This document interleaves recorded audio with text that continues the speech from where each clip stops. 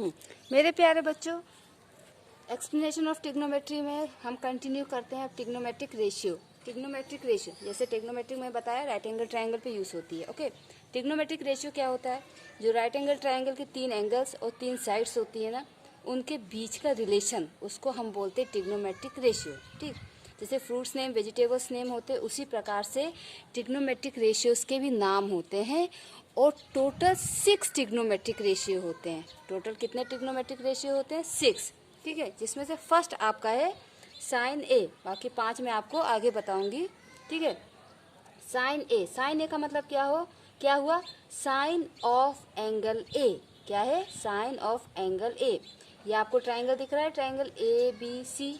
इस triangle A B C में ये आपका 90 डिग्री का एंगल है। ठीक है, राइट एंगल ट्रायंगल में एक 90 डिग्री का एंगल होता है, 2 एक्यूट एंगल होते हैं। ठीक है, अब यहाँ पे जो एंगल ए है, इसको मैंने नाम दिया है थीटा, और एंगल सी जो इसको मैंने नाम दिया है फाई। ठीक है, थीटा और फाई ये सिंबल्स होते हैं जो फिजिक्स और मैथमेटिक्स में यूज़ किए जाते हैं। आप इन दोनों की जगह एक्स वाई भी यूज़ कर सकते हैं, वाई जेड भी यूज़ कर सकते हैं, कुछ भी यूज़ कर सकते हैं।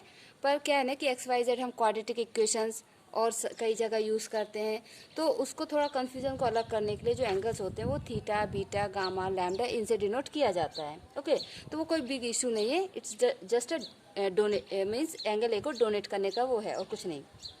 अब देखिए, sine A means sine of angle A, जिसको हमने साइन थीटा बोल दिया। क्यों? क्योंकि हम थीटा ले रहे हैं।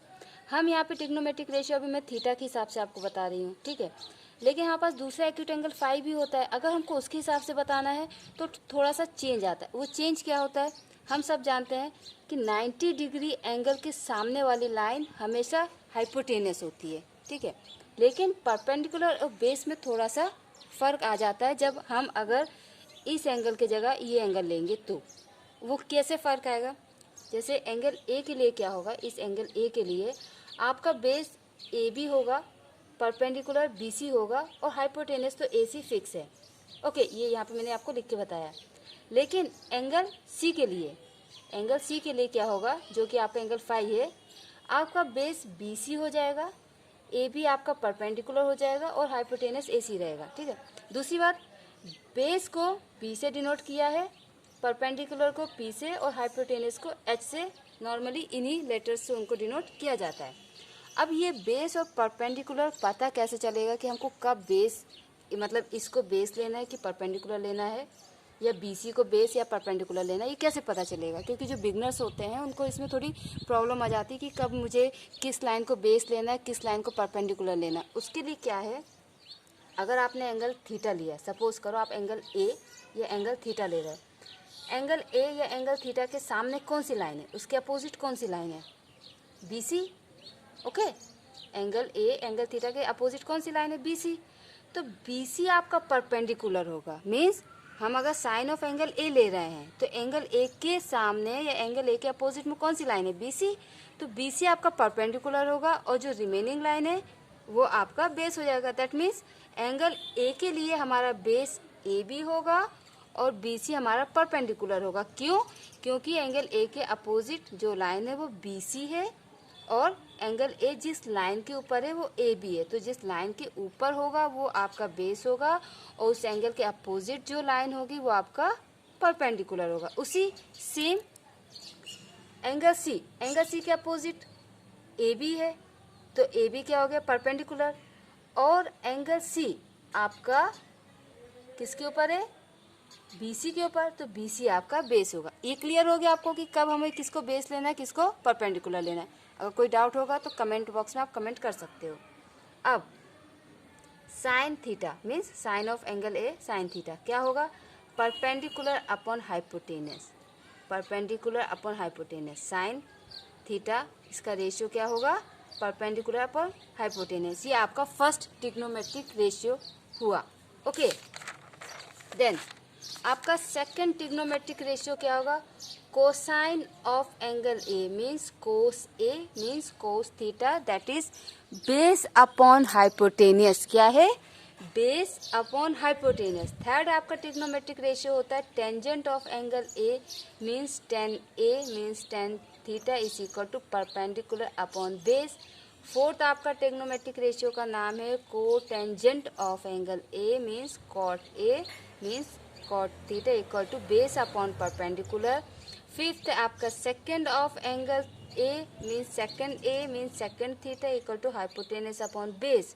सिक्स्थ आपका कोसेंट ऑफ एंगल ए, जिसको कोसेंट का शॉर्ट, ये जितने आपके हैं ना, ये इनके शॉर्ट नेम्स हैं या फुल फॉर्म्स हैं, ये शॉर्ट नेम्स हैं और यही यूज़ होते हैं, ठीक है, यही यूज़ होते हैं।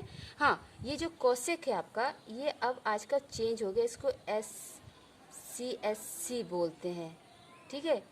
जब आप CBSE में तो अभी कोसेक ए ही यूज़ हो रहा है, लेकिन CBSE के बाद जो अगर आप फर्दर स्टडीज़ आगे करते हो, जो कॉमन स्टडीज़ हो जाती हैं, तो उसके लिए आपको यहाँ पे ना CSC ए ऑफ एंगल ए मिलेगा, ठीक है। लेकिन CBSE में भी कोसेक ही लिखा जाता है, ठीक है। तो cosec A cosec theta is equal to hypotenuse upon base. हाँ, अब देखिए ये किस हिसाब से हुआ है।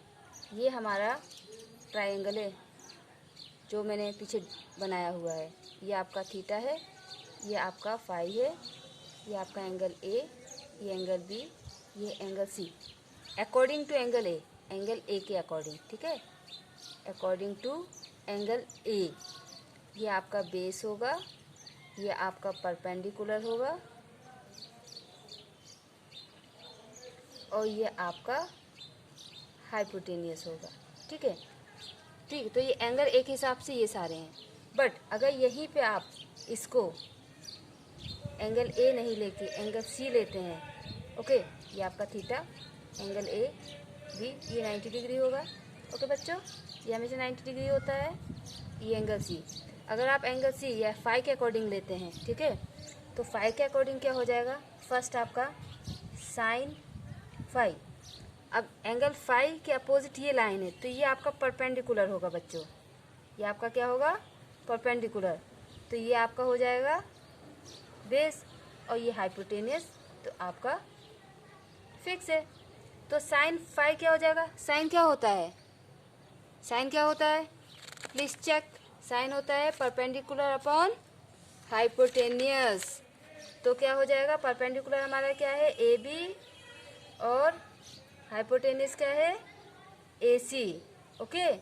Then second cosine, cosine means cos, तो कॉस फाई क्या हो जाएगा आपका, बेस अपॉन हाइपोटेनियस होता है, तो बेस आपका क्या है BC और हाइपोटेनियस क्या है AC, क्लियर। इसके बाद थर्ड आपका क्या होगा, टेंजेंट को हम क्या बोलते हैं, टेन, तो टेन फाई, टेन क्या होता है परपेंडिकुलर अपॉन बेस, तो परपेंडिकुलर क्या है आपका AB, परपेंडिकुलर क्या है AB और बेस क्या है आपका BC, ओके।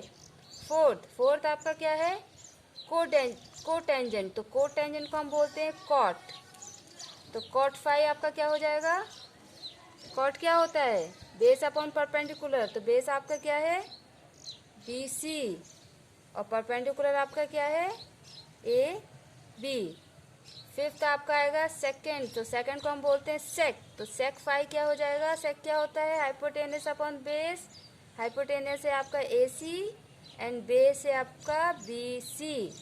देन सिक्स्थ आपका होता है कोसेंट, तो कोसेंट को हम बोलते हैं कोसेक फाई या CSC मीन्स वही कोसेक होगा, वो होता है आपका हाइपोटेनस अपॉन परपेंडिकुलर, हाइपोटेनस है आपका AC और आपका परपेंडिकुलर है यहाँ पर AB। आप इस चीज़ को समझिए कि हमको कब किसको बेस लेना है, किसको परपेंडिकुलर लेना है, ये आपको क्लियर हो गया। अब जो दूसरी बात नोट करने वाली है वो ये है, आपका साइन होता है, ठीक है, साइन आपका होता है perpendicular upon hypotenuse, okay, sine आपका क्या होता है परपेंडिकुलर अपॉन हाइपोटेनियस, ठीक है। और ये तो आपका हो गया परपेंडिकुलर अपॉन हाइपोटेनियस,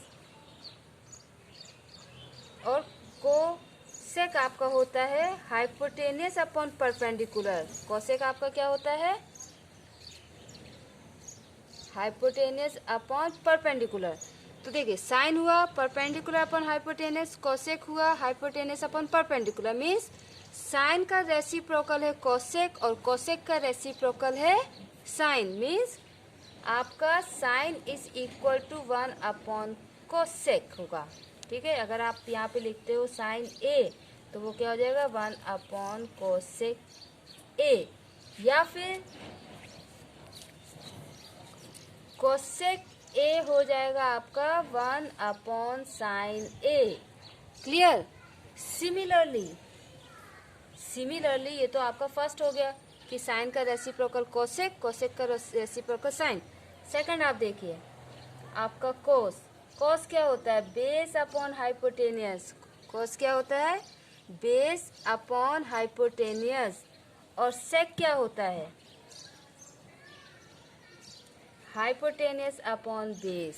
सेक क्या होता है hypotenuse upon base, means sec का रेसिप्रोकल कॉस का रेसिप्रोकल सेक होगा और सेक का रेसिप्रोकल होगा कॉस। तो cos A is equal to हो जाएगा 1 अपॉन सेक ए, और सेक ए अपॉन हो जाएगा 1 अपॉन कॉस ए। क्लियर बच्चों? ठीक है, उसके बाद आता है आपका टेन। टेन क्या होता है परपेंडिकुलर अपॉन बेस, टेन क्या होता है परपेंडिकुलर अपॉन बेस, और कॉट क्या होता है base upon perpendicular, means ten का रेसिप्रोकल हुआ कॉट और कॉट का रेसिप्रोकल हुआ टेन, तो टेन ए इक्वल टू हो जाएगा 1 अपॉन कॉट ए, और कॉट ए इक्वल टू हो जाएगा 1 अपॉन टेन ए। तो ये आपको समझना है कि कौन किसका रेसिप्रोकल होता है और उसको आपको याद करना है। ठीक है बच्चों, कोई भी प्रॉब्लम होगी आप कमेंट बॉक्स में कमेंट कर सकते हैं।